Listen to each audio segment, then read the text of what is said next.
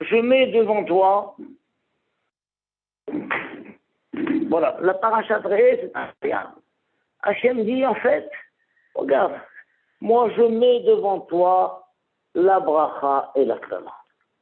C'est toi qui choisis. C'est toi qui choisis. C'est une chose incroyable. C'est-à-dire que la plupart des événements qui nous arrivent, c'est nous qui les avons choisis. Ça dépend de nous.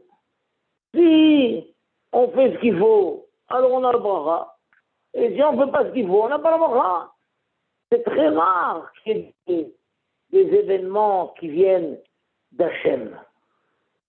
La plupart des gens, leur réussite ou leur échec, c'est eux-mêmes qui les ont programmés. C'est eux-mêmes qui les ont programmés. À quel bruit dit, regarde, j'ai mis devant toi la bracha et la klala. Si tu fais tout ce que je te demande, tu auras la bracha. Tu fais pas, tu auras la klala, c'est à toi de choisir. C'est à toi de choisir.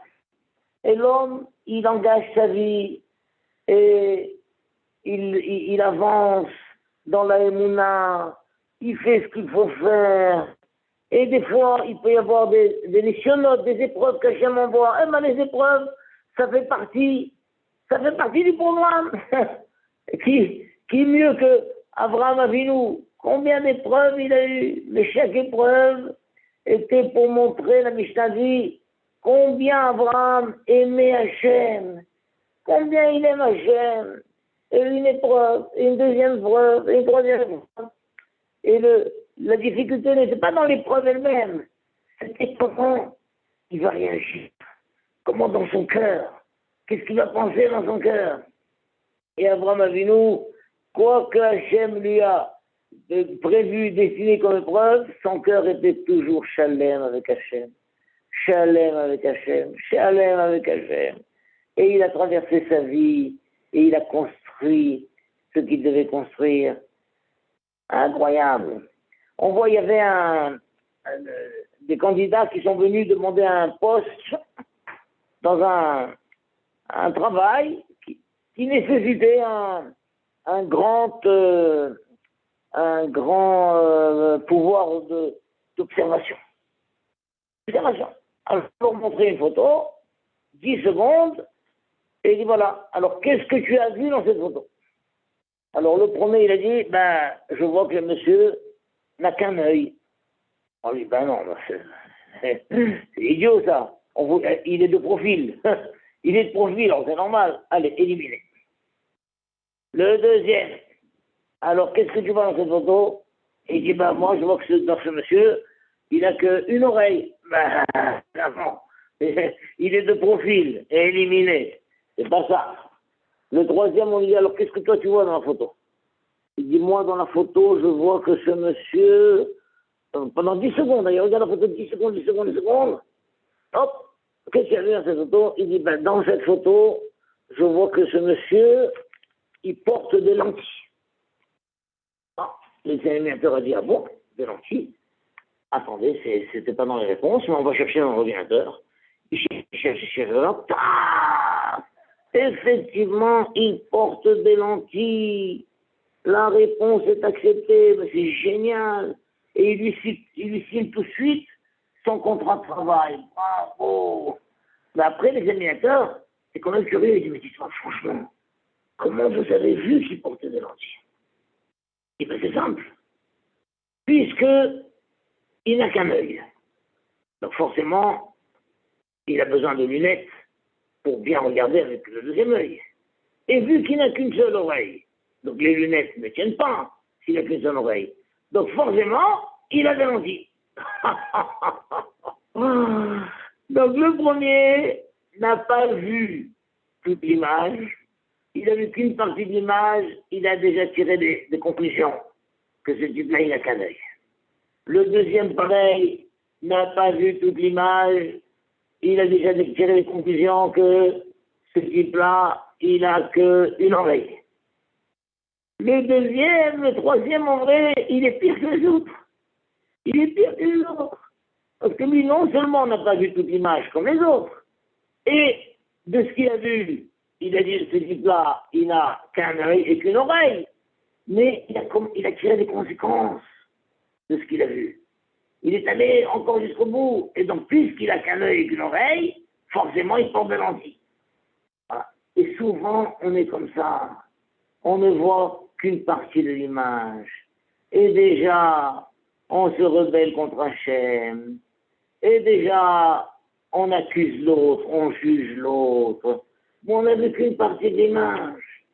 Alors, il y a ceux qui n'ont vu qu'une partie de l'image, simplement ils se trompent. Mais il y en a qui, sur cette base, ils tirent des conclusions. Alors, un, il va dire, ouais, alors Hachem, il est contre moi. Parce qu'avec tout ce que je donne comme tzedaka, et quand même, le parnassa, il va toujours pas. Je comprends pas. Je devrais avoir une bonne parnassa. Hachem, il a promis que celui qui donne tzedaka, il a parnassa, voilà, toujours pas. Et là, tu dis, voilà, et moi, je suis chômage Shabbat, et à cause de ça, j'ai perdu mon métier, tout ça, tout, voilà. Et l'autre dit, voilà, moi, je mange ta chair et tout, et quand même, je suis quand même malade, voilà. On ne voit qu'une partie de l'image. Quelle partie d'image? Tu vois qu'une partie d'image? Et confiance en Hachem. Continue ta vie. Continue ta vie. Ce que pas ce qui dit chez nous, et Anochi neten nefechem hayom beracha uklala. Je mets devant toi aujourd'hui la bracha et la klala. Et la bracha, asher tishma'u mitzvot Hashem elokechem. La bracha, c'est si vous écoutez les mitzvot Hashem.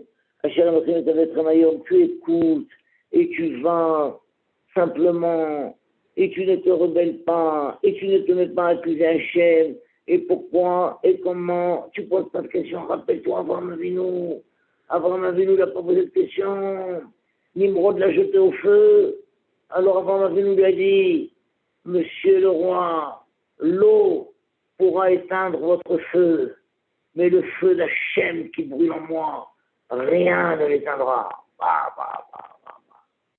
Il se fait jeter dans la fournaise, et la fournaise ne le brûle pas. Et après, Hachem lui dit, allez, va, on est Reskenaan, et il lui donne toutes les brachot du monde. Il s'attend à trouver là-bas les richesses et tout. Il arrive, la famine. Pas un mot. Il descend en Égypte. En Égypte, on lui prend sa femme. Pas un mot. Une nuit, ça a duré. Il n'a pas progressé. Le lendemain, on lui rend sa femme avec une lettre d'excuse, avec toutes les richesses extraordinaires.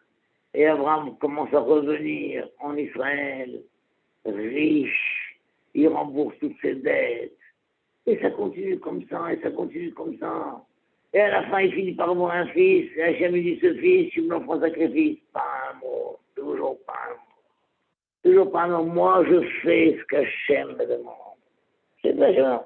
והכללה, חד ושון שלי, la bénédiction, אם לא תשמעו על מצוות השם אלוקיכם, וסרתם מן הדרך, vous n'écoutez pas, et s'il y a telle ou telle difficulté, vous vous détournez du chemin, אשר אנוכי מצווה אתכם היום, ללכת על אלוהים אחרים, vous allez devant un autre, d'autres dieux, ça veut dire un autre mode de vie, moi je laisse tout tomber, et je choisis autre chose, אשר לא ידעתם, etc., etc., incroyable.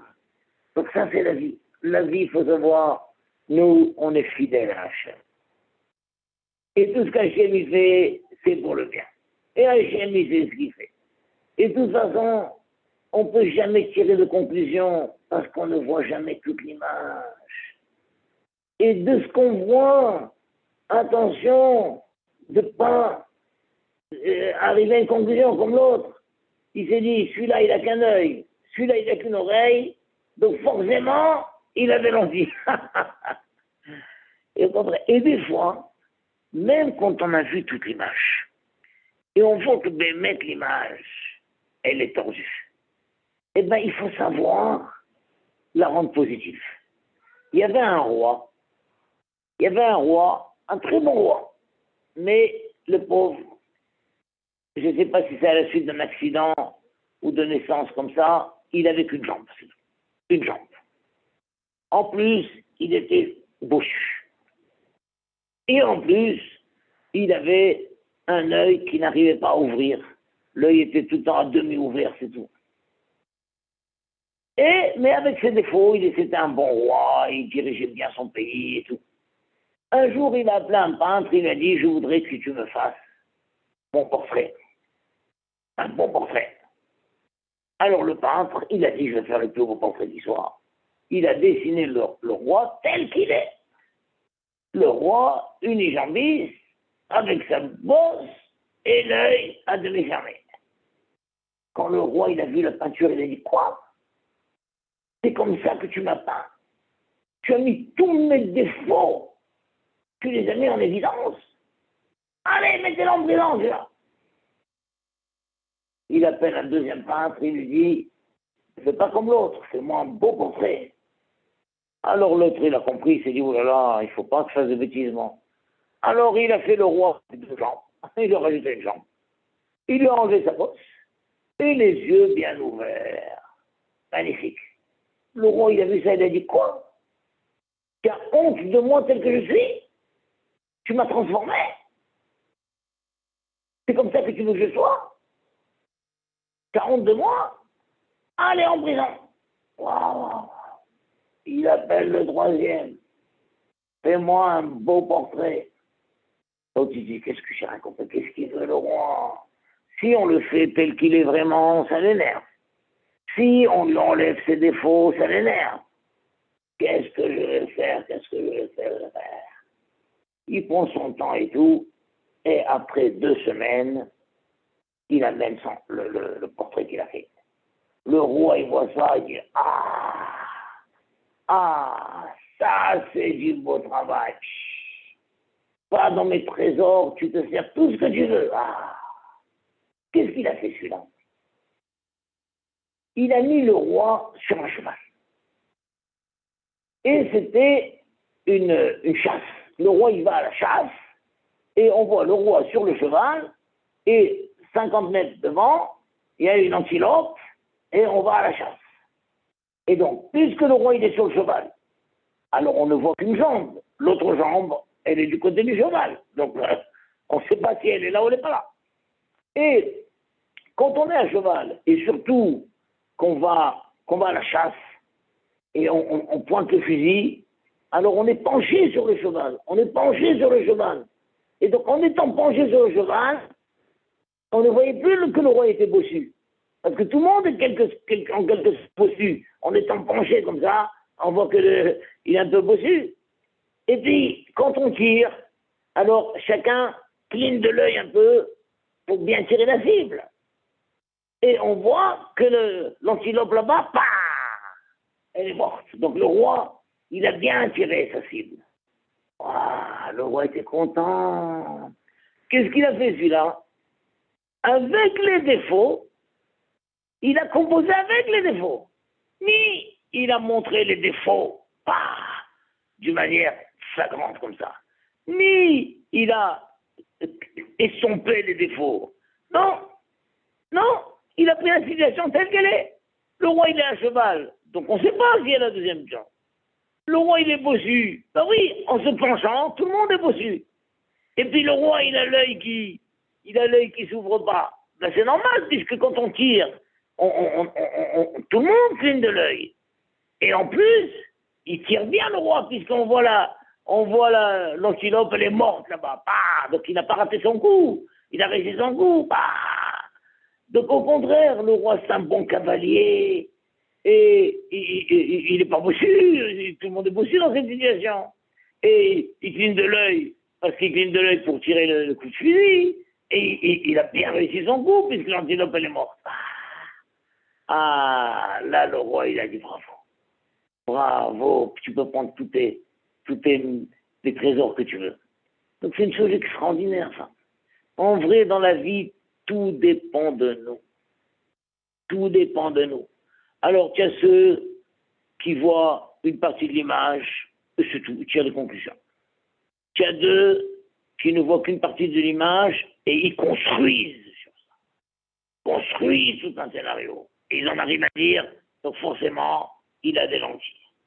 Alors, tu as ceux qui non seulement voient toute l'image, mais en voyant toute l'image, donc soit il plaque toute l'image comme ça, tout l'autre, on crache sur l'autre tous ses défauts, soit on essaie de tromper l'image, soit on prend l'image telle qu'elle est et on va la rentrer dans une possibilité positive. Avec sa jambe en moins, avec sa bosse, avec son défaut dans l'œil, on peut en faire quelque chose de positif. Voilà, c'est ça la vie en vrai.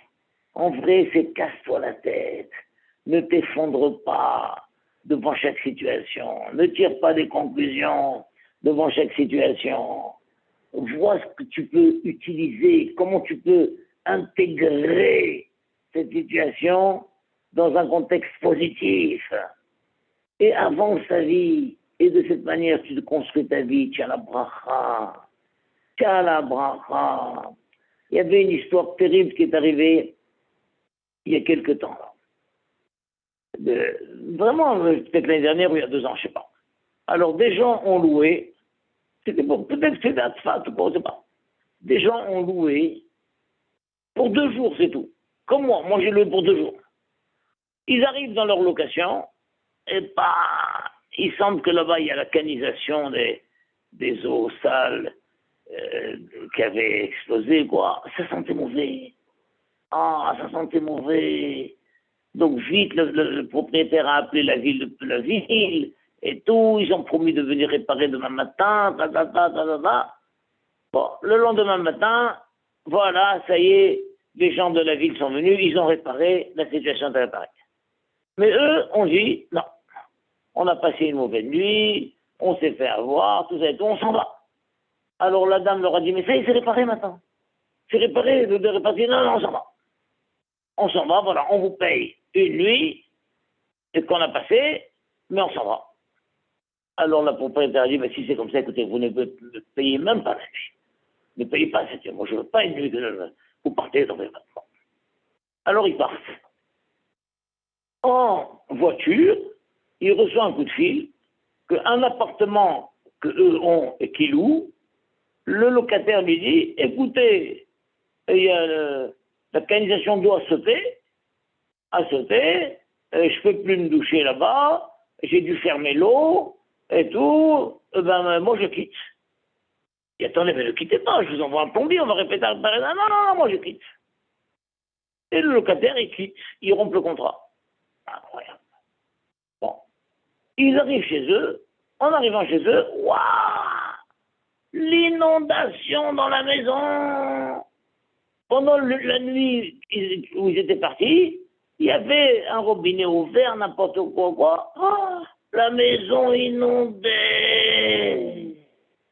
Ah, papa, 10 centimètres d'eau, leur maison c'est devenu une piscine. Alors, il fait réparer, donc il envoie déjà des plombiers pour réparer chez le locataire là-bas. Et le locataire qui est parti entre-temps. Voilà. Ici, il appelle des gens faire ça. Ah, l'eau était rentrée sous les dalles, le sable était mouillé en tout. Il a fallu donc attendre un certain temps, ils ont dû loger ailleurs, attendre un certain temps pour assécher ça. Mais après, ils ont vu que c'est impossible et on a cassé toutes les dalles, changé tout le sable qui était imprégné d'eau.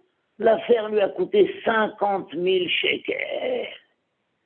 Et lui, il s'est dit, c'est quand même incroyable, quand même ça. Dans la même journée, la maison que je loue, le truc, l'organisation a éclaté. Chez nous, j'ai une inondation. Est-ce que c'est pas lié? Est-ce que c'est pas lié au fait qu'on a quitté la location comme ça? Oh, il dit non, aucun rapport, non. Bon. Et c'était un Elul, comme ça, comme c'est une période de vacances. Bon, après Rosh Hashanah est arrivé, après Yom Kippour est arrivé, mais il n'avait pas le cœur serein et tout. Après Yom Kippour, il a appelé le mari de la femme chez qui il avait loué. Il lui a dit, écoutez, voilà, on était aussi en Elul, on est parti, et on ne sait pas si ça a déplu à votre femme et tout. Il a dit, ah oui, ça lui a fait beaucoup de peine. Je vais vous avouer que pendant Yom Kippour, elle a pleuré tout Yom Kippour. Ça lui a fait beaucoup de peine que vous soyez parti comme ça, alors qu'elle n'était pas fautive. Et la vie l'a réparée. et ça y est, le mal était réparé, mais vous êtes partis, et donc elle n'a pas voulu accepter d'argent de vous, mais ça lui a fait énormément de peine, elle a passé Yom Kippour à pleurer. Ah bon, vous pouvez me passer votre femme, chère madame, on s'excuse. Voilà, on n'a pas réalisé la peine qu'on faisait. Regardez ce que l'on a eu. Moi, j'ai eu un dégât des eaux dans un appartement que je louais. J'ai eu un dégât des eaux dans mon propre appartement. Ça m'a coûté 50 000 shekels. Je vous en supplie, pardonnez-nous, pardonnez-nous. Et je tiens à payer les 2 jours de location. J'en suis. Elle dit non, si j'en supplie, acceptez que donnez-moi le compte, je fais un virement, je tiens à payer, j'en supplie, pardonnez. Alors la femme, elle dit, écoutez, j'ai beaucoup souffert de ça. Ça m'a fait très mal que vous soyez partis comme ça, alors que j'étais pas fautive et tout. Bon, mais je vous pardonne, je ne veux pas que vous souffriez de ça, je vous pardonne. Voilà, et j'accepte votre paiement aussi, j'accepte votre... Il a fait le bon. 1 heure après, une agence de location l'appelle. Allô, monsieur, voilà, nous avons trouvé un nouveau locataire pour votre appartement. Et en plus, on a même augmenté le loyer et il a accepté. Voilà, le jour même, il a trouvé.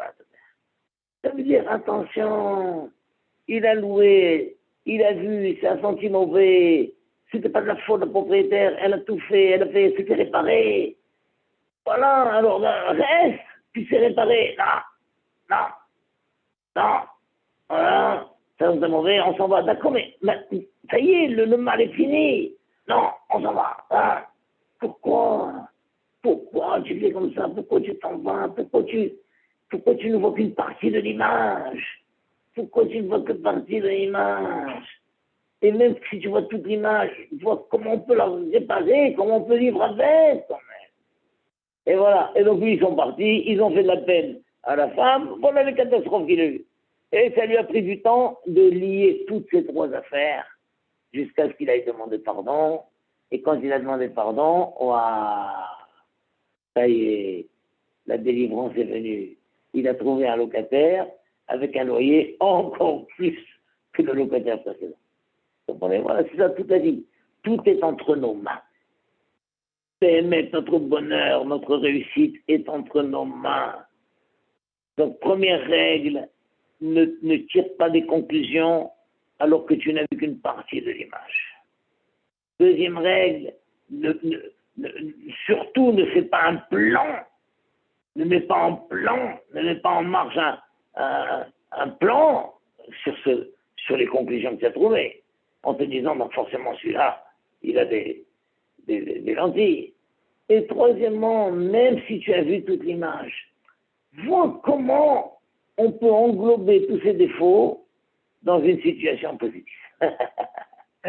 Voilà, bracha ve'atzlacha, qu'Hachem vous donne la bracha à chacun de vous, et que dans chaque situation, on se rappelle, la bracha est entre mes mains, la bracha est entre mes mains, je saurai avoir le regard qu'il faut, je saurai prendre les bonnes décisions qu'il faut, Bezat Hashem, et ne pas me hâter, et surtout, ne pas faire de peine. Le maximum, c'est de ne pas faire de peine. Il y avait un élève à l'époque du Hatam Sofer, il est allé chez le Rav, il a dit, voilà Rav, maintenant c'est les vacances, je rentre chez moi, quel conseil le Rav me donne pour les vacances? Il pensait que le Rav allait lui dire, bien que tu sois en vacances, continue à faire la prière avec Kavana, bien que tu sois en vacances, continue à étudier un petit peu et tout. Le Rav ne lui a pas dit ça. Il lui a dit sûrement, dans des lieux de vacances, je ne sais pas si tu vas dans un lieu de vacances, si tu vas chez tes parents, etc., et tu vas faire la tfila dans une synagogue, et souvent entre Mincha et Arvit, le rabbin qui est là-bas, il fait un petit discours. Surtout, toi, ne te mets pas dans un coin à étudier pendant que le rabbin fait un discours. Tu ne peux pas savoir comme ça fait du mal au rabbin que pendant que lui il est en train de faire un discours, il y en a au fond là-bas qui continuent à étudier et qui ne donnent aucun intérêt au discours. Surtout ne fais pas ça. Si tu es dans la synagogue pendant que le rabbin donne le discours, approche-toi et écoute le discours du rabbin. Écoute le discours du rabbin. Rendez compte le conseil que le Hatam Sofer a donné à un Baruch. Et ça, je sais, c'est très important. Moi-même, j'ai souvent souffert de ça. Je fais mon discours dans la synagogue, et il y a 2 ou 3 au fond qui continuent à étudier comme si j'existais pas, et souvent même ils étudient à voix haute.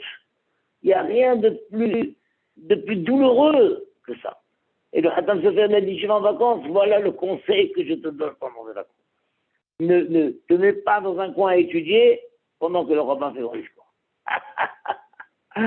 Voilà, bracha ve'atzara, que chacun de nous fasse attention à ne pas faire de peine à qui que ce soit, et à tirer sur nous la bracha, la bracha, la bracha.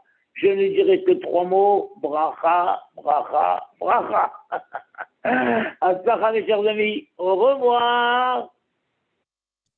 Au revoir, merci beaucoup. Vous avez bien entendu? Ouais, très bien, ouais, c'était super. Ah, je suis très content. Allez, qu'Hachem vous bénisse. Bonne soirée. Au revoir, Dan, au revoir.